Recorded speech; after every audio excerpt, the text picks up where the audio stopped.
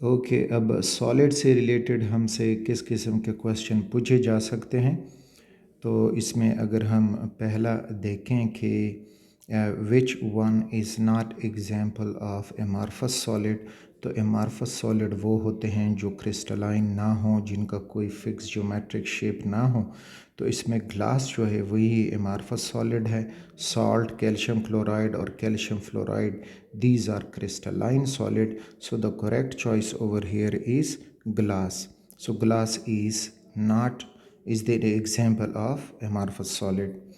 Next जो है कि which one is not a property of solid, solid की कौन सी प्रॉपर्टी नहीं होती। तो solids are always crystalline in nature, नहीं एमार्फस सॉलिड भी एग्जिस्ट करते हैं, क्रिस्टलाइन भी एग्जिस्ट कर सकते हैं। चलें इसको फोकस करें, आगे जाएं। Solids have high density and low compressibility. Yes, ये भी करेक्ट है कि उनकी कंप्रेसिबिलिटी होती है। Solids have high density and low compressibility, yes बहुत कम तो ये उनकी हो सकती है। The diffusion of solid is very slow, yes very slow diffusion इनका होता है, जो ईयर्स लेगा इनके डिफ्यूजन में। और solids have definite volume, yes तो उनका डेफिनेट वॉल्यूम भी होता है।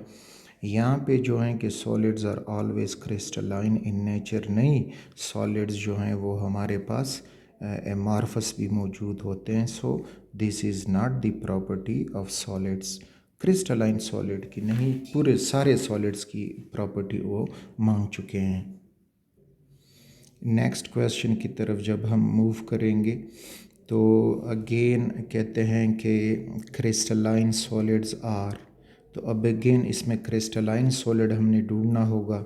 Glass is amorphous solid, rubber is amorphous solid, plastic is amorphous solid, sugar, so yes sugar is the crystalline solid, the correct choice is choice D.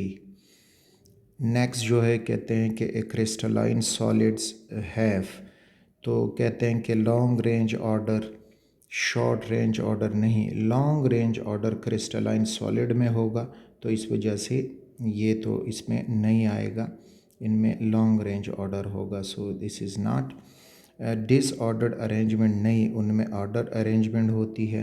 And none of these नहीं, इनमें से एक ज़रूर मौजूद है, और जो मौजूद है डेट इज़ चॉइस ए। अच्छा, अगला जो है कि a crystalline solid change abruptly from solid to liquid when heated, चलें देखते हैं और ऑप्शन भी। Has no definite melting point, नहीं उसका डेफिनेट मेल्टिंग पॉइंट होता है, तो ये भी चॉइस नहीं है। Undergoes deformation of its geometry easily, no आसानी से वो अपनी ज्योमेट्री डिफॉर्म नहीं कर पाएगा। Has an irregular three dimensional arrangement, no it has a regular three dimensional arrangement.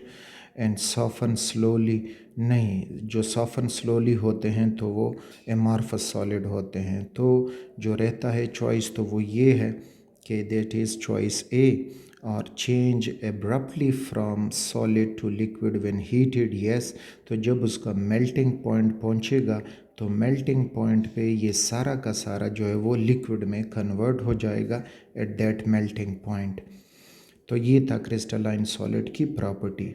अगला जो कह रहे हैं कि which of the following is non crystalline solid, तो अगेन यहाँ पे सीजियम क्लोराइड क्रिस्टलाइन है, सोडियम क्लोराइड भी क्रिस्टलाइन है, कैल्शियम फ्लोराइड भी क्रिस्टलाइन है, लेकिन ग्लास जो है वो एक नॉन क्रिस्टलाइन है। सो चॉइस डी जो है यहाँ पे करेक्ट चॉइस होगा। अगला जब हम जाते हैं तो कहते हैं कि the characteristic features of solids are, तो जो सॉलिड्स हैं उनके करेक्टरिस्टिक फीचर्स कौन से होंगे। डेफिनेट शेप, यस उनका डेफिनेट शेप होता है। डेफिनेट साइज़ नहीं, साइज़ ज़रूरी नहीं है क्योंकि क्रिस्टल छोटा भी हो सकता है बड़ा भी हो सकता है, लेकिन छोटे बड़ा हो उसका डेफिनेट शेप ज़रूर होगा, तो डेफिनेट साइज़ नहीं होगा। फिर उन्हें डेफिनेट शेप एंड साइज़ यानी ए और बी को मिक्स किया है, तो शेप तो होगा लेकिन साइज़ नहीं होगा, तो इस तरह से चॉइस सी भी ख़त्म हुआ। And definite shape size and rigidity, तो अगेन उसमें शेप तो होगा, रिजिडिटी होगी लेकिन साइज़ नहीं होगा, तो इस वजह से ये चॉइस भी ख़त्म हुआ। So the correct choice is choice A कि उनका डेफिनेट शेप मौजूद होगा। अगला जो है कि amorphous substances show short and long range order। नहीं, amorphous substances में short range order हो सकता है, ये नहीं हो सकता।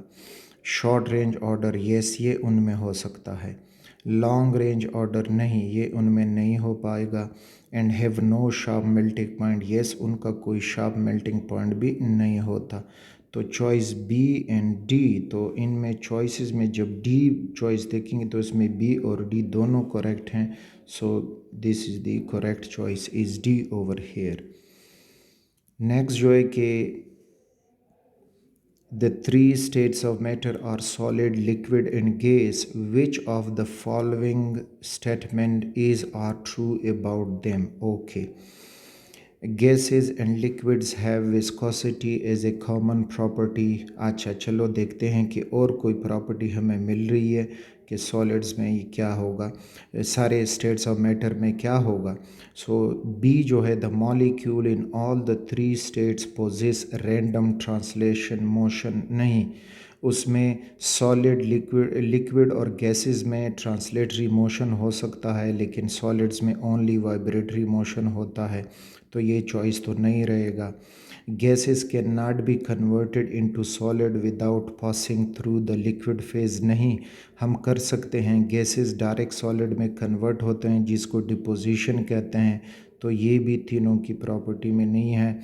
Solids and liquids have vapor pressure is a common property। No, vapor pressure is the only property of liquids not solids। तो इस तरह से ये भी हमारा चॉइस नहीं हो सकता। तो जो रिमेनिंग चॉइस है तो वो ये है कि gases and liquids have viscosity as a common property। yes, they have viscosity as a common property। gases की भी viscosity होती है, फ्लो कर सकते हैं, और लिक्विड्स भी जो है वो फ़्लो कर सकते हैं, बस डिपेंड करेगा इंटरमॉलिक्यूलर फोर्सेस पे। तो क्योंकि हम एक कंटेनर से दूसरे कंटेनर में गैस को जो है डाल सकते हैं, लिक्विड को भी डाल सकते हैं। तो ये हुआ अबाउट द करेक्ट चॉइस कि choice A is the correct choice over here. तो इस तरह के क्वेश्चन आपको सॉलिड्स की तरफ से मिल सकते हैं, तो आपने वो कंसेप्ट अप्लाई करने होंगे जो आपको सॉलिड्स के बारे में याद हों कि इनमें से कौन सा कंसेप्ट जो है वो एप्लीकेबल है, कौन सा जो है वो नॉट एप्लीकेबल है।